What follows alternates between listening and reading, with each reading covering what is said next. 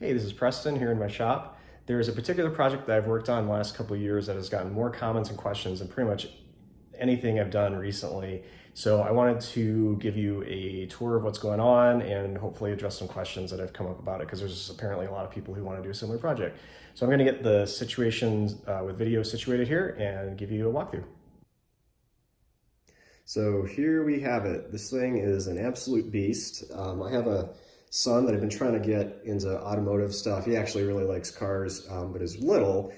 And so I thought I'd kind of introduce him to working on cars and getting your hands dirty by building this thing. So this is a completely custom go-kart, I think. I'm not quite sure how it's classified legally. I haven't tried taking it in for an inspection just yet. However, with a few minor changes like front lights, brake light and whatnot, I'm planning on getting it street legal. So let's take a look at what's going on here. I'm going to walk around towards the back. The little power plant is a cheapo Harbor Freight Predator 212. It's a clone of a Honda GX200 engine. They're pretty inexpensive. They're about $100. The engine's actually the cheapest part. It's all the stuff that you end up bolting onto it, which kind of adds up. This is a torque converter here on the side, which is probably familiar to most people. The exhaust and air intake is obviously not something that comes with the Chinesium engine that you just pick up at the store normally. I do have an electric starter over here, so you can see the solenoid, starter motor going on. That's the regular gas tank with racing fuel in it to keep the carb from going up. I have kind of a cheap battery and a flow charger I picked up there, which I need to replace. Reminds me, a brake here, which has some issues. I may answer some questions about that in the future, but people don't usually care about that. And then just kind of a standard sprocket, which I wish I had put a two-piece on there, so it was a little easier to change that out.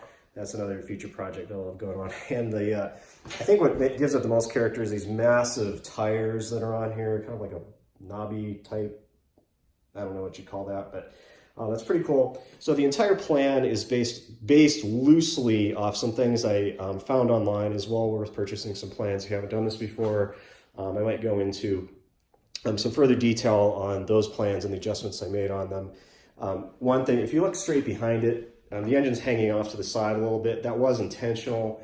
You notice the cage that the engine is in is actually kind of a half cage. So you have frame here.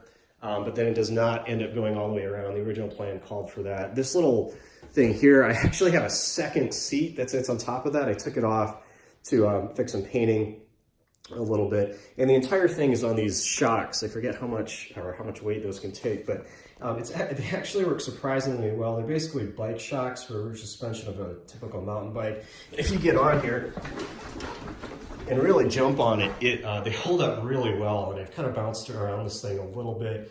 Nothing too heavy, and it does hold up.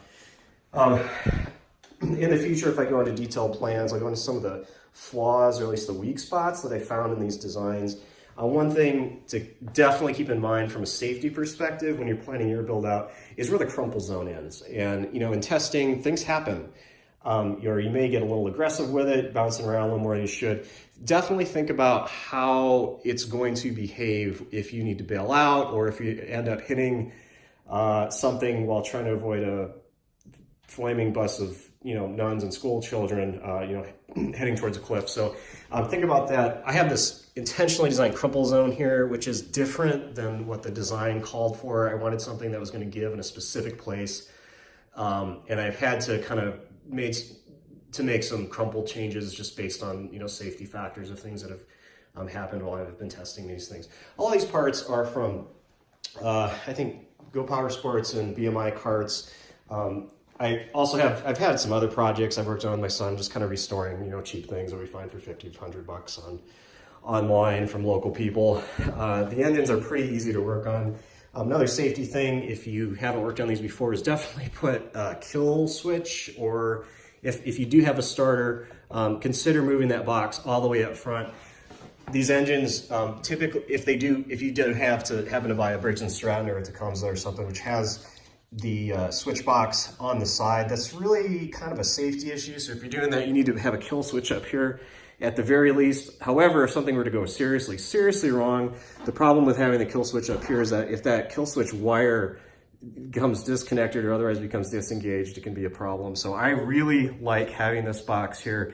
And if anything at all gets iffy, you can always just reach to the side, grab that key, turn it off, and it's done. There's really no way that the engine can operate at that point forward. Anyway, if you have any questions about this, let me know. It definitely does get a lot of comments every time I take this thing off. I take this thing outside, you know, someone's like waving me down or stopping me, trying to ask me some questions. It's a cool project to do. Thanks, and let me know your thoughts. Bye.